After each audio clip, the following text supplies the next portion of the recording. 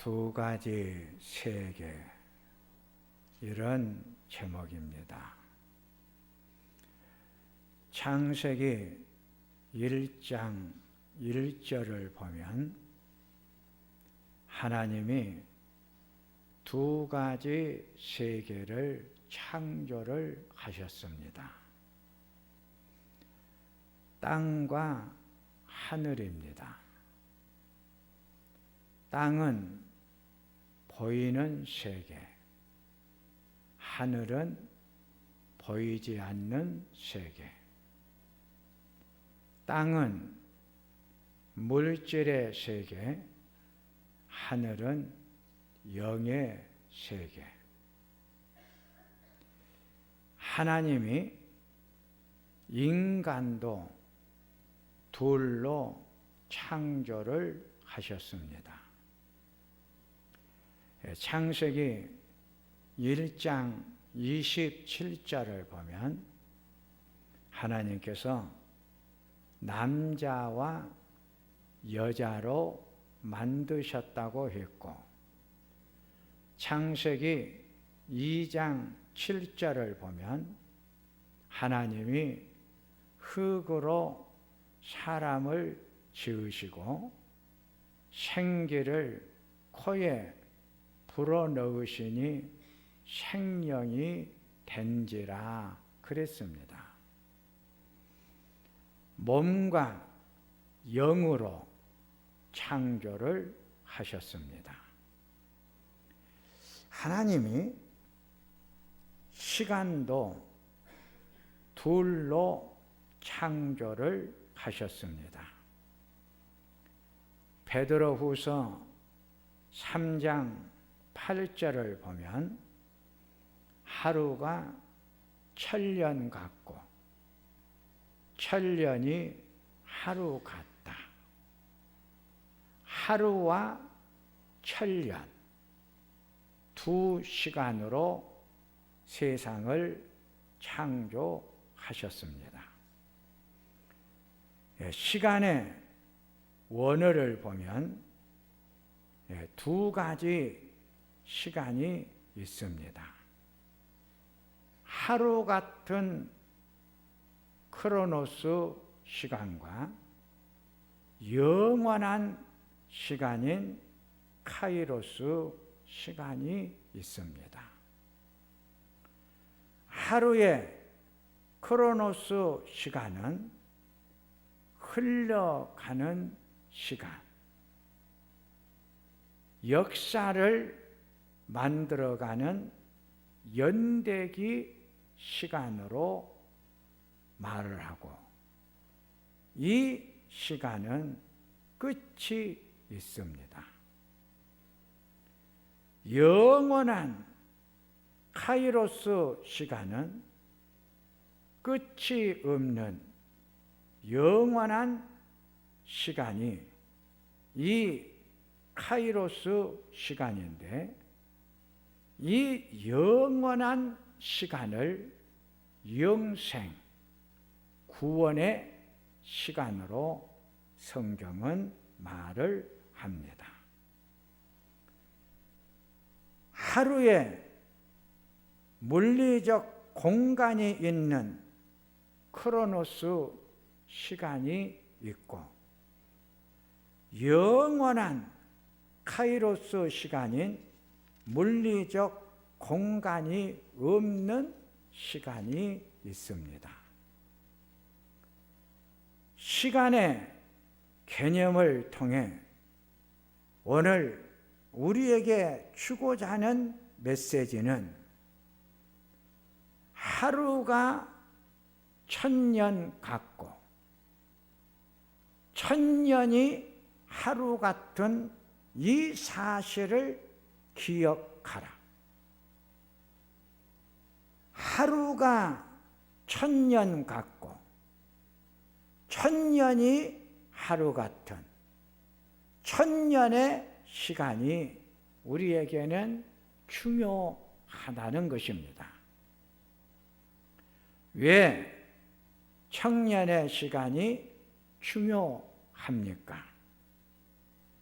천년의 시간이 하나님이 통치하시고 다스리시는 시간이기 때문입니다. 이 천년의 시간을 칼빈과 바울은 하나님의 절대 주권으로 보았고, 하나님의 절대적인 주권은 하나님이 다스리는 모든 시간을 말합니다. 하나님이 다스리고 통치하시는 시간을 카이로스 시간이라고 합니다.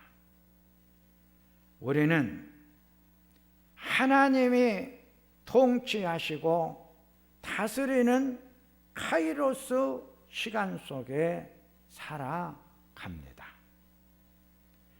하나님이 다스리시고 통치하시는 카이로스 시간이 정한 시간 속에 살아가고 있는 크로노스 시간 속에 들어오면 하루라는 시간 속에서 1000년 동안 이루어졌던 일이 하루 만에 이루어집니다. 하나님이 다스리시고 통치하시는 카이로스 시간 속에는 하나님의 능력과 힘과 생명이 있기 때문입니다. 요한복음 11장을 보면 나사로가 죽어 무덤에 있은 지 사흘째라고 했습니다. 동생 마르다가 주님께서 하나님 아버지께 구하면 나사로가 살아날 것입니다. 예수님이 마르다에게 나는 부활이요 생명이니 나를 믿는 자는 죽어도 살겠고 무릇 살아서 나를 믿는 자는 영원히 죽지 아니하리니 이 사실을 내가 믿느냐. 마르다가 주여 내가 믿나이다.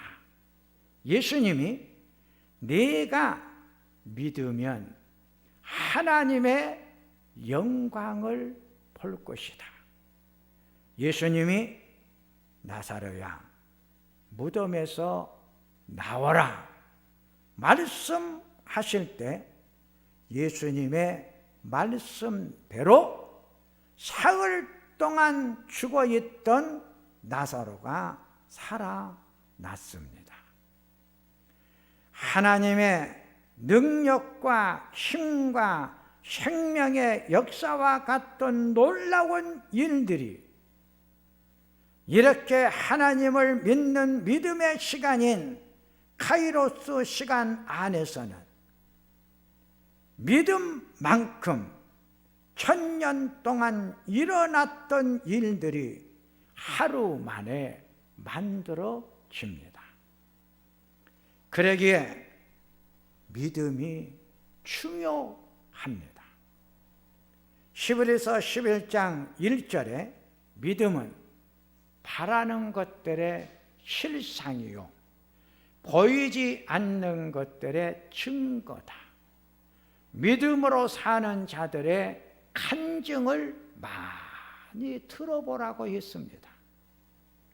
히브리서 11장 5절에서 6절을 보면은 믿음으로 에녹은 죽음을 보지 않고 옮겨졌으니 하나님이 그들을 옮기셨다고 했습니다. 자, 믿음으로 에녹은 죽지 않고 하나님 나라로 옮겨갔는데 하나님이 에녹을 하나님의 나라로 옮기셨다 그랬습니다. 믿음은 이렇게 놀라운 일들을 우리에게 만들어 줍니다. 첫째, 땅과 하늘의 만남입니다. 인간과 하나님의 만남을 말합니다. 하나님을 만나야 하나님을 통해 나타나는 놀라운 일들을 볼 수 있기 때문입니다. 창세기 28장을 보면 야곱이 브엘셀바를 떠나 하란으로 가다가 해가 지므로 들판에서 잠을 자려고 돌 하나를 주어 베개를 삼고 잠을 자다가 꿈을 꾸었는데 그 꼭대기가 하늘에 닿았고 하나님의 사자들이 사다리 위를 오르락 내리락 하는데 하나님께서 나타나 내가 누워있는 땅은 너와 내 자손에게 줄 것이다. 내가 너와 함께 있어 내가 어디로 가든지 너를 지키며 너를 떠나지 아니하리라. 야곱이 잠에서 일어나 하나님께서 여기 계시거늘 내가 그동안 알지를 못했구나. 야곱은 하늘과 땅의 만남, 하나님과 인간의 만남을 꿈을 통해서 보았습니다. 이렇게 야곱이 꿈을 통해서 하나님을 만나듯이 하나님을 만나는 통로는 세 가지가 있습니다. 첫째는 사닥다리입니다. 땅과 하늘의 만남의 통로인 사막다리를 통해 하늘의 카이로스 시간이 땅인 크로노스 시간 속에 들어온 것입니다. 땅에 있는 나와 하늘에 있는 하나님의 만남은 언제나 나를 통해 만들어지는 축복입니다. 하나님을 만나는 것은 나를 통해서 만나게 된다고 하는 것입니다. 내가 머물러 있는 곳에는 언제나 하나님이 함께 계시기 때문입니다. 내가 머물러 있는 곳이 두 번째 하나님의 전이요 하나님의 집입니다. 하나님은 어떤 특별히 정한 곳에 계시지 않고 어느 곳에나 계시는 천재의 하나님을 우리들은 만나게 되는 것입니다. 세 번째는 하늘의 문입니다. 하늘의 문은 하나님께 이르는 통로입니다. 하늘의 문을 구약의 개념으로 보면 건물, 성전을 말합니다. 야곱이 돌을 놓고 제단을 쌓았던 베델은 인간이 만든 첫 성전이었습니다. 이 첫 성전 위에 다윗과 솔로몬 때 솔로몬의 건물 성전이 완공이 됩니다. 이 솔로몬의 성전에서 인간은 하나님을 만났고 하나님을 섬겼고 하나님을 경배했습니다.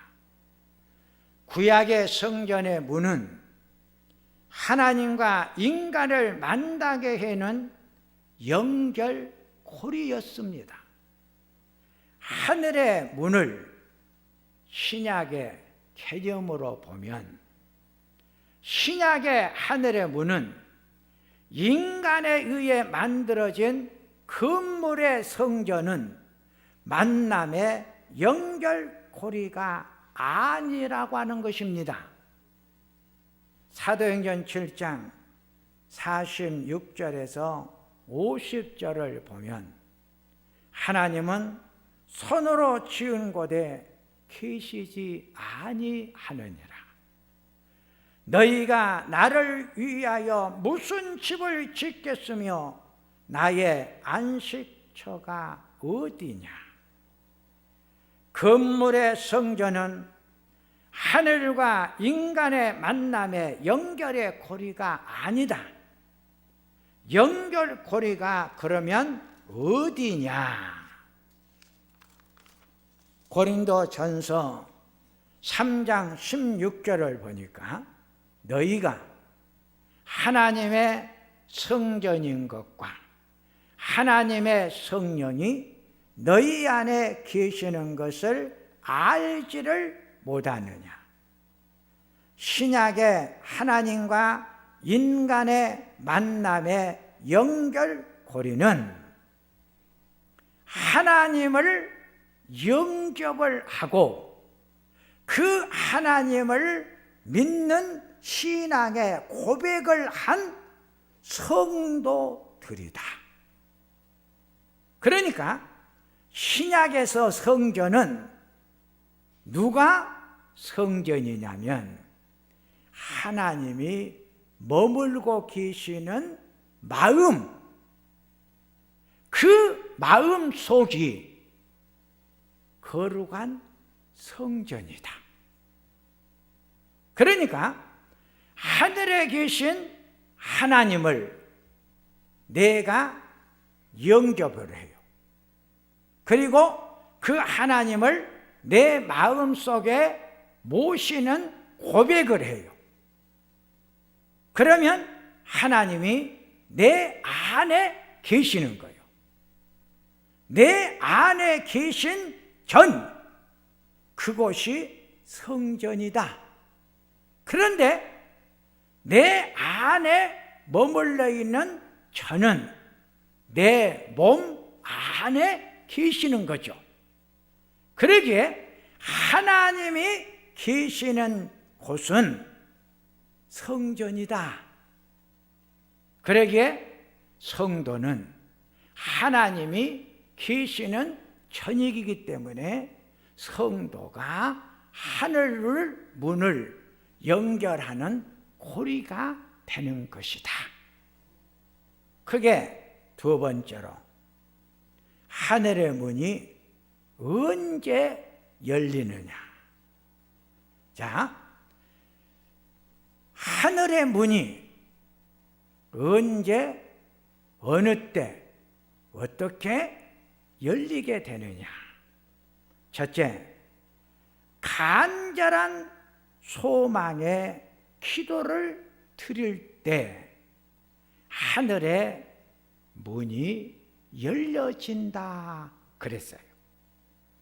사도행전 2장을 보면 약속한 성령을 받기 위해 120명의 성도들이 간절히 모여서 기도를 드리고 있을 때 하늘의 문이 열려 그랬어요. 성령이 각 사람 머리 위에 내려와 모든 사람들이 성령을 충만히 받았더라 그랬어요. 소망의 기도는 하늘의 문을 여는 열쇠예요.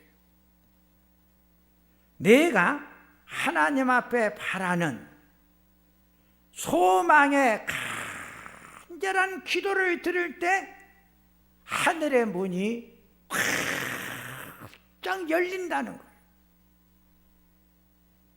그러기에 여러분, 하늘의 문이 열려지도록 하기 위해서 간절한 소망의 기도를 하나님 앞에 드리라는 거죠. 내가 간절한 소망의 기도를 들을 때 하늘의 문이 열려가지고 성령이 각 사람 머리 위에 임했다. 성령은 누구를 말하죠? 하나님을 말하죠. 하나님이 언제 나에게 오시느냐? 내가 소망의 간절한 기도를 드릴 때 하나님이 하늘의 문을 여시고 나에게 내려오시는 거예요. 하나님만 나에게 내려오시는 것이 아니라 하나님께서 주시고자 하는 신령한 은혜와 은사가 함께 나에게 내려온다 그랬어요. 두 번째는 거룩한 삶 속에 연결이 되어져요. 고린도전서 3장 17절에 하나님의 성전은 거룩하니 너희도 거룩하라. 하나님은 거룩한 분이니 너희도 거룩하라. 거룩이라고 하는 단어의 원어의 뜻을 보니까 깨끗함, 맑음의 말이에요. 그러니까 거룩한 삶이라고 하는 것은 내가 깨끗하게 사는 것을 말하고 맞게 사는 것을 말하죠. 이 깨끗함, 맑음의 삶은 율법적 개념 속에서 도덕적 삶 앞에서 거룩함이 아니라 하나님의 말씀 앞에서의 거룩, 깨끗함, 맑음을 말해요. 거룩하신 하나님 앞에서 하나님처럼 깨끗하게 살 때 하늘의 문이 열려진다 그랬어요. 세 번째는 내가 먼저 마음의 문을 열 때예요. 내가 마음의 문을 열면 하나님의 문이 열려지게 되는데, 내가 마음의 문을 연다고 하는 것은 내가 하나님께 절대적으로 순종하고 복종하는 것을 말하죠. 내가 하나님 앞에 절대적으로 순종하고 복종을 할 때 하늘의 문이 참 열려지게 된다는 거예요. 열려져. 그게 세 번째. 하늘의 문이 열려져 가지고 어떤 변화가 일어나게 되는 것인가? 하나님이 인간 속에 들어오면 신령한 변화가 일어나는데, 신령한 변화는 일시적인 변화가 아닌 본질적인 변화가 옵니다.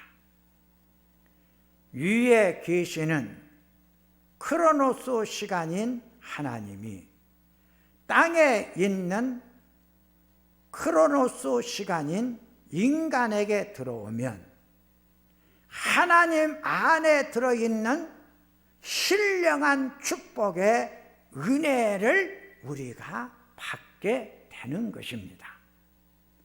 하나님 안에 있는 신령한 축복이 뭐냐? 이 신령한 축복을 사도 요한이 요한복음 2장에서 가나 혼인 잔치집을 통하여 설명을 하시는데, 물이 변하여 포도주가 된 사건으로 설명을 시작을 해요. 이 포도주는 가면 갈수록 맛이 더 낫다고 했어요. 포도주가 떨어졌어요. 예수님께서 항아리에 물을 채우라 했어요. 그리고 그 물을 떠다가 주어라. 그 물을 마셨더니 맛이 달라지는 거예요. 포도주의 맛이 변했어요. 달라졌어요. 그 맛이라고 하는 것은 지금까지 느껴보지 못한 새로운 맛이 그 포도주 속에 들어있었던 것이죠. 자, 물이 변하여 포도주가 되었어. 물은 크로노스 시간이죠. 포도주의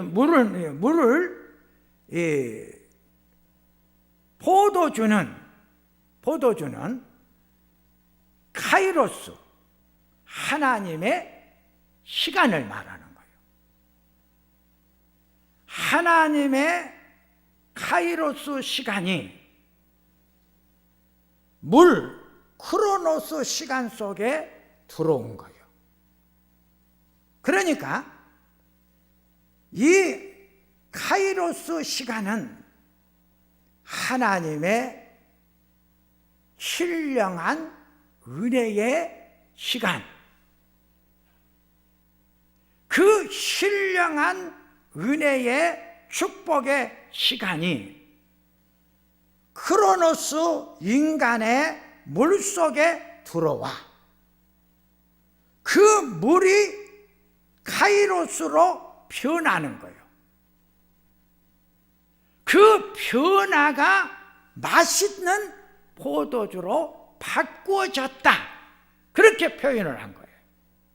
그러니까 하나님이 내 마음속에 들어오시면 하나님 안에 들어있는 신령한 영적인 은혜가 내 안에 들어오니까 신령한 은혜의 축복의 세계로 내 삶이 변화가 오고 바꾸어지는 역사가 일어나게 되는 것인데, 이 신령한 변화는 정말 내가 이 세상을 살아갈 수 있는 살맛이 나는 세상으로 살아가도록 내 삶을 하나님이 바꿔주신다. 이것이 참 하나님이 우리 속에 들어와가지고 변화된 새로운 역사의 시간이다. 사도 요한은 이렇게 설명을 했어요. 바울 사도가 이 신령한 은혜의 세계를 많이 체험을 했다고 했어요. 바울 사도가 이 신령한 하나님의 나라를 봤다고 했어요. 나는 하나님이 계시는 3층 즉 하늘 나라까지 내가 가보았다 그랬어요. 바울이 이런 신령한 영적인 은혜의 세계를 체험했다고 하는 것은 바울 속에 신령한 영적인 은혜를 가지고 계시는 하나님이 바울 속에 임재하신 거예요. 바울 속에 들어오시는 거예요.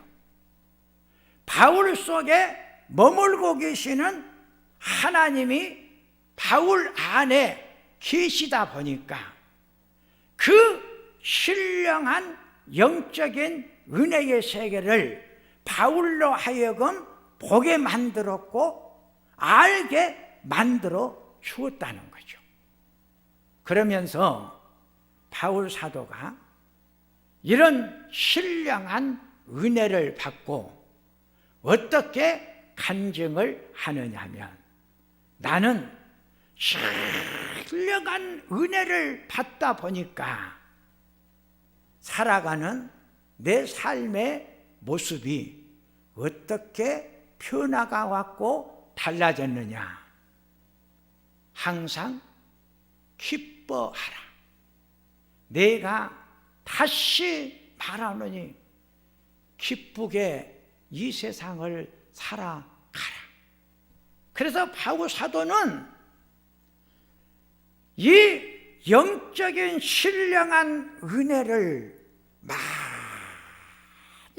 받다 보니까 그의 살아가는 삶의 자리가